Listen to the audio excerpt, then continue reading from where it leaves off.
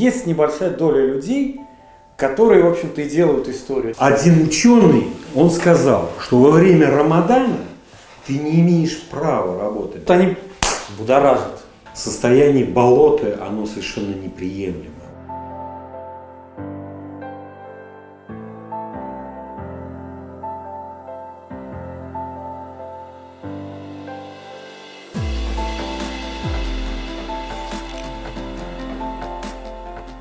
Знаешь, очень интересная тема, связана с тем, что я знаю 11 колен.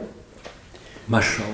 Тоже считается, что все были имамами. Но в каком смысле? Тут надо оговориться для наших зрителей, потому что татары того времени, они все проходили через систему мектебов.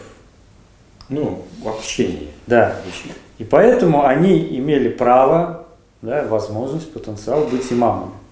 Поэтому, когда говорят, что... Ну, я просто встречал людей, которые говорят, у меня там 8 колен, все. И не у понимающего человека создается впечатление, что татары ничего не делали, а были только имамами, да? Конечно, это не так. Они проходили через систему мектебов медресе, да, получали, ну, как бы навыки имама, скажем так, основной базовый, ну, да. Базовые знания, поэтому могли работать. Сейчас же у нас есть разделение, да, по большому счету в исламе же нет разделения на рухият, как сейчас принято, да, и даньяуят, на светское и духовное. То есть эта идея же, она пришла с гностиками в христианство, в гнозис христианский. Потом, значит, суфии, которые являются как бы ребятами, которые тоже много восприняли через гнозис, христианский, дохристианский, они тоже разделили как бы вот внутренний мир духовный, там многое взяли у зороастрийцев, где есть мир Менок и второй мир. То есть мир как платонический Эйдоса и мир как бы вот реальных проявлений, да, вот сущностей этих эйдосов. И вот как бы есть разделение. В исламе такого разделения быть не может, потому что все как бы вот гомогенно, едино для нас. Потому что все служит некому проекту. Вне контекста духовного это или светское. Куда, условно говоря, отнести готовку супа? Мирской или духовный? Да, скажешь, вот есть духовная пища, а есть, понимаешь ли, мирская пища, духовная. Вы тут давайте не разделяйте нам. Это, конечно, ложный путь, потому что я считаю, что это сугубо иранская зороастрийская тема. Даже не зороастрийская, позороастрийская. Это скорее манизм. Руслан, кстати, вот ты сейчас заговорил о духовной мирской как бы пище. Кстати, о пище. Сегодня утром встаю, у меня как бы реальные факты из моей жизни. Звонок от брата как раз жене. Он говорит, Абэй, как быть? У меня вот кафе, и я принял решение во время Рамадана работать. Я говорю, а в чем проблема? Он говорит, ну как, вот у меня, говорит, одна моя работница отказывается. Она говорит, вот, один ученый, он сказал, что во время Рамадана ты не имеешь права работать, даже свою маму не имеешь кормить. Я говорю, слушай, эти сектантские дела, говорю, пусть прекращает. Во-первых, что это за этот устаз, что это за ученый, кто он такой? Он говорит, а я зашел в интернет, значит, вот брат моей жены говорит, там его, говорит, ему нафигом называют, и кем только его не называют. Я говорю, Рустам, чтобы быть не голословным, сейчас, говорю, наберу галима, который университет закончил серьезный. Да. Ну, я его набрал, переговорил с ним. Он говорит, все, что халяль, разрешено. Пусть, говорит, вот эта его работница скажет, приведет ему далиль, конкретно, говорит, из Корана. Есть ли такой аят, где написано, что во время Рамадана нельзя работать мусульманину? Он говорит, а как же быть?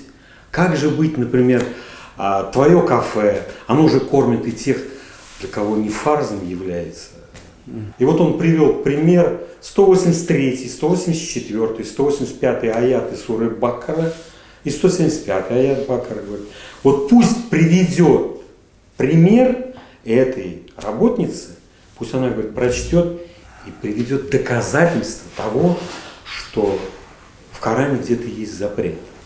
Это я вот к тому, что одно время у вас очень серьезные были и письма, и вы декларировали в соцсетях,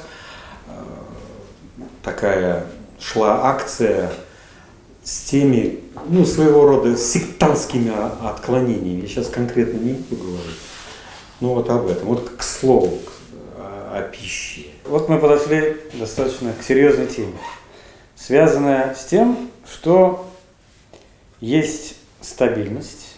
Вот тогда вот фундаментально, да, подумаем, что такое есть стабильность. Стабильность как состояние комфорта? Как состояние комфорта. Вот ты говоришь, вот они будоражат. Хорошо. А что лучше? Может, чтобы подбудоражили и об этом поговорили, выявили, обсудили, может, нашли какие-то новые грани? Или, что называется, было так спокойно, как на кладбище. Хотя на кладбище неспокойно, мы это знаем. Мы это знаем. Вот что, по-твоему, такое стабильность? И у нас тоже говорят, вот стабильность – это хорошо. Конечно, в том разрезе, в котором ты сейчас преподнес, естественно, все должно будоражиться. Да. Именно если бы эта девушка, которая наотрез отказалась во время Рамадана, а я не буду работать, потому что есть там вот мнение такого ученого, что во время Рамадана нельзя даже маму кормить, в чем я, конечно, сомневаюсь. Конечно же, это как раз вот аспект, который затронул. Мы тут же начали искать аяты, доказательства. Это как раз это очень рабочий момент. Состояние болота, оно совершенно неприемлемо. Вот то, что сейчас, скажем, там, брать западное сообщество. Вот у меня один знакомый в Австралии, значит, периодически я с ним пересекаюсь, и я ему задаю вопрос, как там у вас? Он говорит, как на кладбище. Он с точки зрения как бы светского человека, да. Болото, говорит, абсолютно ничего не происходит.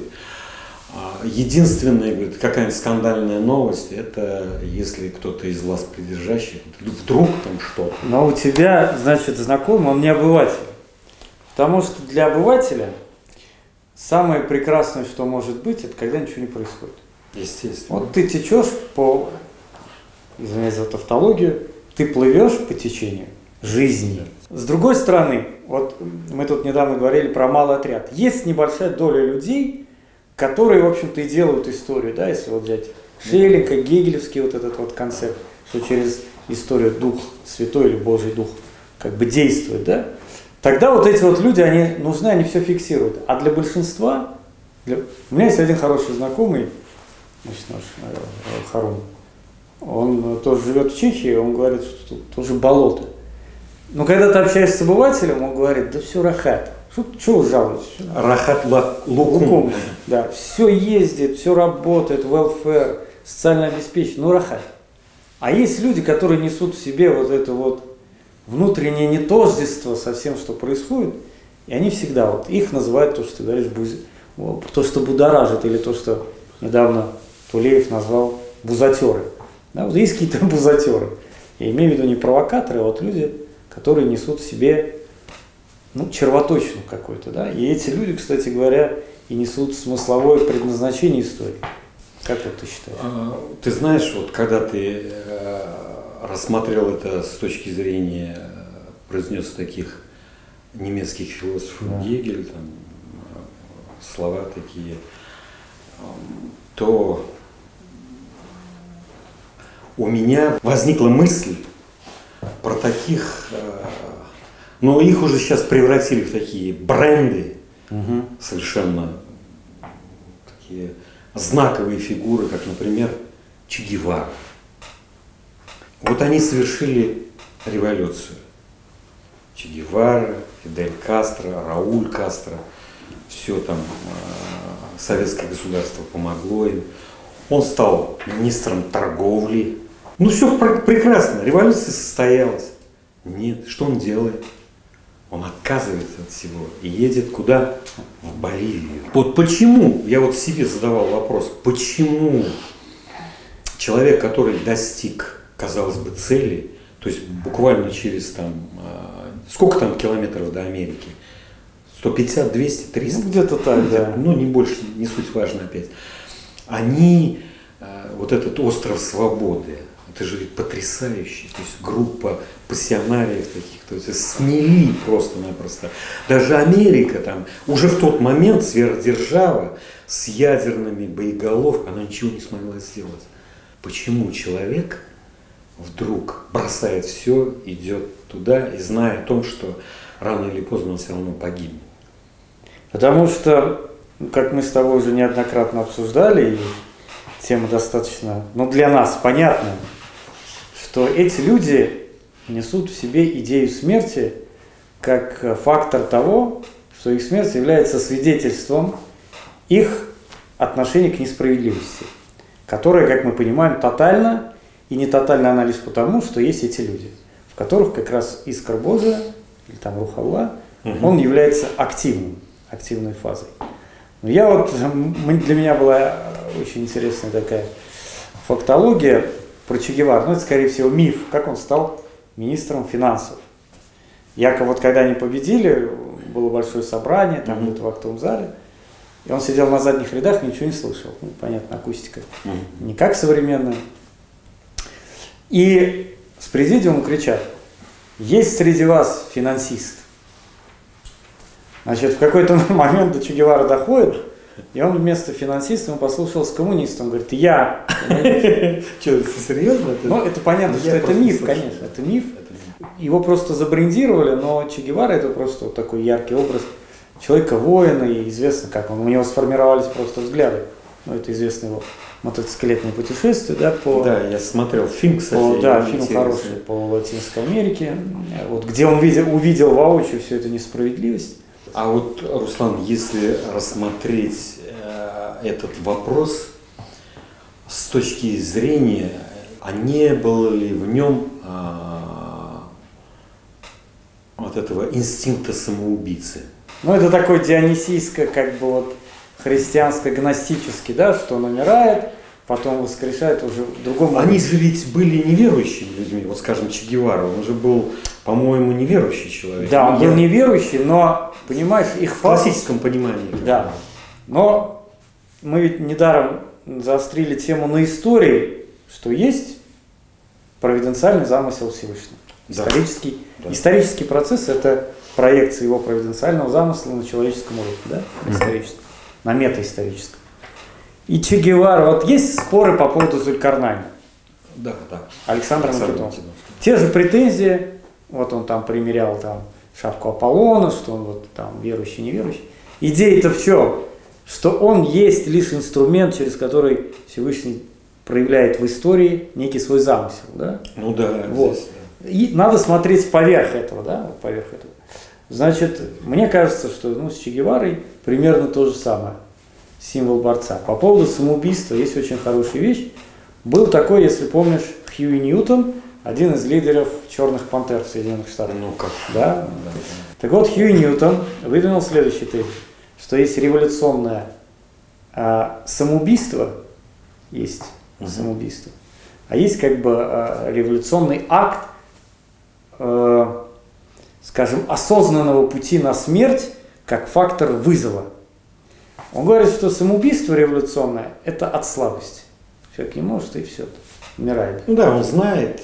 Да, но Хьюи Ньютон-то знал прекрасно это через практику. Его пытали просто в одиночке, просто заполонали, я извиняюсь, фекалиями, понимаешь, всю вот его камеру. И он не сломался, человек просто вот такой закален. И вот он через закалку вот эту пришел к этой идее. И она как бы отвечает, он не был интеллектуалом в таком большом значении, да, но человек был практик. Вот такой ответ его тебе. Ты знаешь, вот опять все-таки возвращаясь, если вот к этой знаменитой когорте всех революционеров, если там брать. Ведь они сознательно шли на этот акт, на акт уничтожения конкретного персонажа. Они знали, они для себя определили, что этот персонаж, Александр II, допустим, или же генерал Кубасов виноват, или же там премьер-министр Столыпин. Это же тоже одиночный террористический. Это одиночный террор был, да. Да, одиночный террор, но он был конкретный, направленный.